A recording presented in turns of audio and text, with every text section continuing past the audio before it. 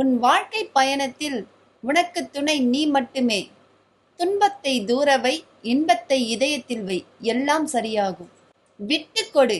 உன்னை மதிக்கவில்லை என்றால் விட்டுவிடு. உறவுகள் முக்கியம்தான், ஆனால் அதைவிட நம் தன்மானம் ரொம்ப முக்கியம்.